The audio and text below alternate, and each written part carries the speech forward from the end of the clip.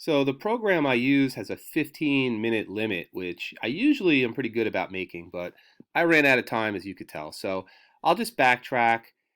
Just there's no reason to rush here. So I covered this already, but I'll just do it. So a prognosis is basically a forecast of how the course of your illness is going to play out. We hear the word diagnosis a lot. If you hear that word, I think you get what that means, right? To diagnose is to identify a certain ailment or condition, but prognosis is what is the forecast, what is the outlook, what is the expected series of events that's going to play out. So if you broke your leg and had to go to the hospital and get it set and put a cast on, the doctor's going to give you a prognosis. Well, if you stay off your leg, if you do what we tell you to do, in 6 to 8 weeks or whatever it is, they're going to give you the likely outcome medically. Okay, and that is your prognosis. Um, okay, that would be a cigar, but my public service announcement from the last video, do not smoke. All right, there are lots and lots of reasons to not smoke, and they are all health related. But this is one that I've just noticed because, I have some old school aunts and uncles that smoked their whole life, and when they talk, they sound like, I don't know, the back of an exhaust pipe from a car, right? So people with that really rasping type of voice is what happens when you smoke. All right, so rasping with a harsh grating sound as an adjective, as a noun, it is a harsh sound.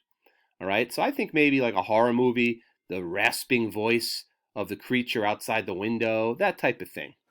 Um, okay, so scuttle, I was trying to rush through this in the last video. I was doomed to run out of time, but I don't want to go too quickly because it means very different things.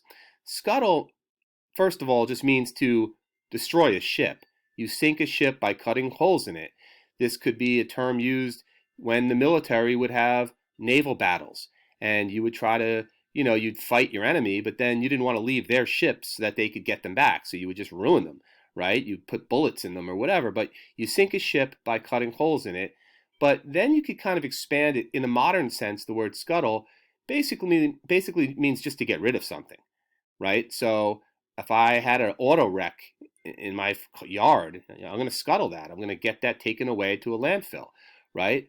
So it means to sink a ship, but it also means to get rid of something.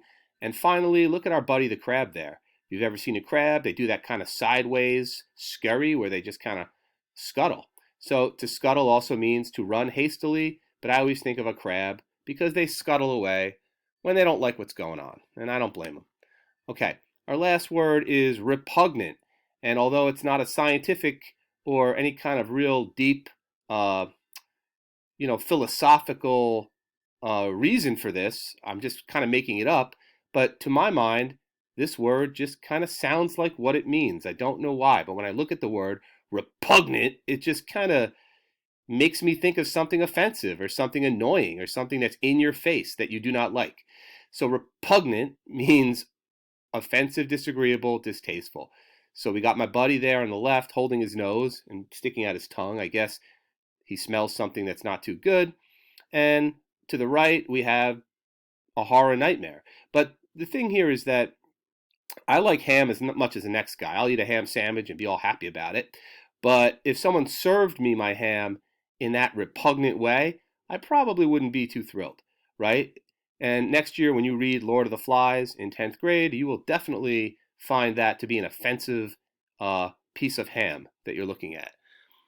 All right, so people, next week I'm going to assign the sentences.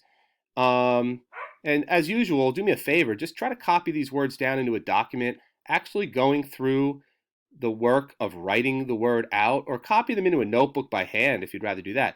But when you actually have to stop, look at the word, spell it correctly, write it out, think about it, define it, when you do that, you approach it on a critical level that helps you to absorb the meaning. It helps you to own the word. Instead of just reading it off a sheet of paper like 10 times and trying to remember what it means, when you actually write out the word, it's basic note taking. It just kind of helps you to kind of own that word, right? It becomes something that you now know how to work with instead of something you're looking at.